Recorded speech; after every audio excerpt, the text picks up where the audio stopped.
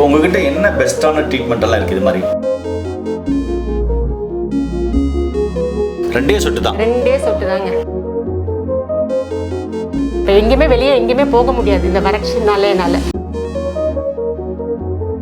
இப்போ இந்த ஒரு மாதம் கழிச்சு பார்க்கும்போது எனக்கு வந்து அரிப்பு சுத்தமாகவே கிடையாது. 20 வருஷமா சோரியாசிஸ் ஒரு மாதத்தில் எப்படி குணமாச்சு? ஆச்சரியமாக இருக்குல்ல? அதை பற்றி நான் முழுமையாக தங்க வெளியில் பார்க்கலாம். வாங்க வீடியோ பார்க்கலாம். அக்காவுக்கு பார்த்தீங்க அப்படின்னு சொன்னால் 20 வருஷமாக சோரியாசிஸ் சார்ந்த பிரச்சனைகள் இருந்தது. பல மருத்துவர்களை பார்த்துருக்காங்க, எங்கேயுமே குணமாகலை. அக்காக்கிட்டையும் அவருடைய குருநாதர்கிட்டையும் மருந்து எடுத்து ஒரு மாதத்தில் எப்படி குணமாச்சு? ரொம்ப ஆச்சரியமாக இருந்தது. ஒரே வேளை மருந்து 2 சொட்டு 1 டம்ளர் பால் எடுக்கணுமா, ஒரு மாதத்தில் எப்படி குணமாச்சு? இது சாத்தியமா அப்படின்னு நான் கேட்கும்போது நிறைய விஷயங்கள் பார்த்தீங்கன்னாக்க அக்கா சொன்னாங்க, அவருடைய குருநாதர் சொன்னாங்க. அவங்க கிட்ட ஒரு சில விஷயங்களை நம்ம கேட்கலாம். அக்கா வணக்கம்க்கா. வணக்கங்க. அக்கா உங்கள் பேர்? என் பேர் தீபாங்க. அக்கா நீங்கள் சொல்லுங்கள், இப்போ 20 வருஷமாக உங்களுக்கு சோரியாசிஸ் சார்ந்த பிரச்சனைகள் இருந்ததுன்னு சொன்னீங்க. இது எதனால் வந்துச்சு? 20 வருஷமாக எப்படி ட்ராவல் பண்ணீங்க? எவ்வளோ டாக்டர்களை பார்த்துருப்பீங்க? முதல்ல எனக்கு வந்து எம்எஸ்சி லாஸ்ட்டில் தான் ட்ரைனஸ் தான் எனக்கு முதல்ல அங்கங்கே அப்படியே லைட்டாக ட்ரைனஸ் ஆரம்பிச்சது. நான் பெருசாக சரி ஓகே இந்த குளிர்காலத்தில் ட்ரைனஸ் அப்படின்ட்டு விட்டேன். ஆனால் போக போக அரிப்போ வர ஆரம்பிச்சிடுச்சு. சொரிஞ்சோம்னா பவுடரை கொட்டவும் ஆரம்பிச்சிடுச்சு எனக்கு.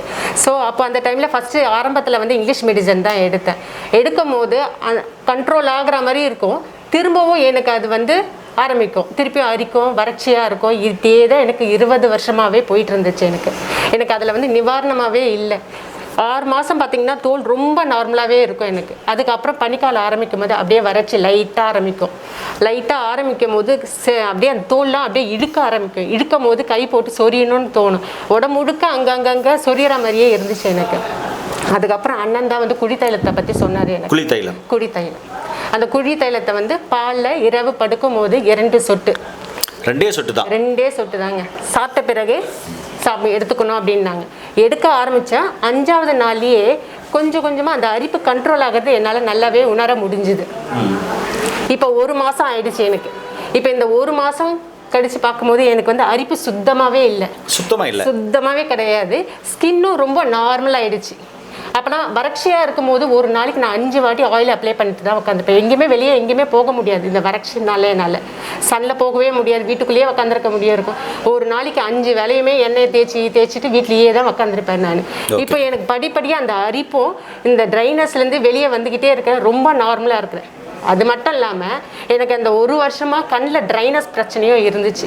இப்போ அதுவும் படிப்படியாக கண்ட்ரோல் ஆகிறது என்னால் நல்லாவே உணர முடியுது. இப்போ நான் ரொம்ப நார்மலாக இருக்கிறேன், ரொம்ப ஹாப்பியாக ஃபீல் பண்ணிட்டு. சரிங்கக்கா. அக்கா இப்போ இந்த 20 வருஷமாக நீங்கள் எவ்வளோ மருத்துவர்களை சந்திச்சிருப்பீங்க?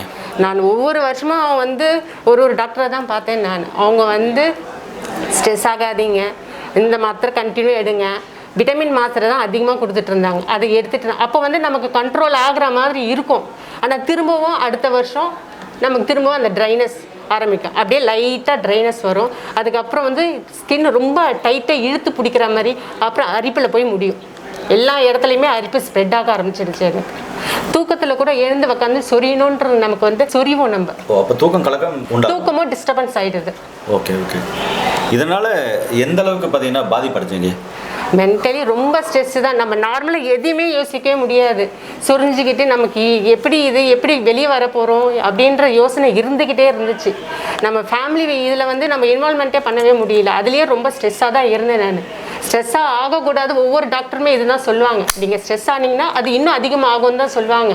பட் ஆனால் நமக்கு யோசனை ஆட்டோமேட்டிக்காக அரிக்கும் போது அங்கே கை சொரிஞ்சிக்கிட்டே அதை யோசனை இன்னும் அதிகமாக தான் போகும் நமக்கு. அது மாதிரி பிரச்சனைகளை அனுபவிச்சிங்க. இப்போது இவங்ககிட்ட எவ்வளோ நாள் மருந்து எடுத்திருக்கீங்க? 1 மாதங்க. 1 மாதம். ஆமாங்க. இந்த 1 மாதத்தில் உங்களுக்கு நார்மலாக இருக்குது? ஆமாம். அக்கா நீங்கள் சொல்லுங்கள், உங்களுடைய குருநாதர் மூலமாக உங்களுடைய குருநாதர் சேர்ந்து இவங்களுக்கு என்ன மருந்து கொடுத்தீங்க? வரும்போது என்ன கண்டிஷன் இருந்தாங்க? வரும்போது இவங்க ரொம்ப தோல் வறட்சியோடு தான் இருந்தாங்க. அப்பப்போ ஸ்கேலிங் மாதிரி அவங்களுக்கு அதுலேருந்து உதிர்ந்துக்கிட்டே இருக்கும், சொரியும் போதெல்லாம் அந்த மாதிரி இருந்தாங்க. இதனால் நான் ரொம்ப வருஷமாக பாதிக்கப்பட்டிருக்கேன் அப்படின்னு சொன்னாங்க. அவங்களுக்கு நம்ம இந்த குளித்தைலம் வந்து கொடுத்தோம். காலையில் நைட்டு ஏதோ ஒரு வேளை அவங்க 2 சொட்டு பாலில் எடுத்துக்க சொல்லி, ஒரு வேளை 2 சொட்டு. ஆமாம், 2 சொட்டு மட்டும் தான். வேறு எதுவும் கொடுக்கல. ஆனால் இவங்களோட வறட்சியை குறைக்கிறதுக்காக சில மருந்துகளை அனுபானமாக கொடுக்கும்போது அவங்களுக்கு குங்கிலிய வெண்ணெயை வந்து அனுபானத்தோடு கொடுத்தோன்னே உள்ளே இருக்க உஷ்ணத்தை தணிச்சிருக்கு. அதனால் அவங்களோட கண்ணோட வறட்சி இதெல்லாம் குறைஞ்சிருக்கு. குறைஞ்சிருக்கு. எப்போவுமே வைத்தியர்கள் சில அனுபான மருந்துகள் சேர்த்து கொடுப்போம் இல்லையா, அந்த மாதிரி சில மருந்துகள் 2 மருந்துங்க அவங்களுக்கு சேர்த்து கொடுத்துருக்கோம். ஆனால் இந்த குளித்தைலம் தான் மெயின் மருந்து. அது கொடுத்தோன்னே அவங்களுக்கு 3 நாளில் அவங்க சொன்னாங்க எனக்கு எவ்வளோ குறைஞ்சிருக்கு. இந்த மாதிரி நான் இங்கிலீஷ் டாக்டர்கிட்ட போகிறப்ப 1 வாரம் 10 நாள் தொடர்ந்து யூஸ் பண்ணி அந்த க்ரீமெல்லாம் போட்டால் தான் எனக்கு அரிப்பு நிற்கும், அதுக்கு பிறகு திரும்ப எனக்கு வரும். ஒரு மாதம் கழித்து நான் விட்டுட்டாலோ அந்த பார்த்துக்கலாம் நல்லா இருக்குன்னு விட்டுட்டா திரும்ப அவங்களுக்கு அது வரும். அந்த மாதிரி தான் அவங்க அனுபவிச்சிருக்காங்க. ஸோ இப்போ வந்து அவங்க அந்த மாதிரி இல்லை, ரொம்ப அது மருந்து யூஸ் பண்ணுற மாதிரி அவங்களுக்கு தெரியாது. ஜஸ்ட் வெளியில் ஒரு ஆயிலை ஒரு மாய்ஸ்சரைசருக்காக கோகனட் ஆயிலை அவங்க அப்ளை பண்ணிக்கிறாங்க.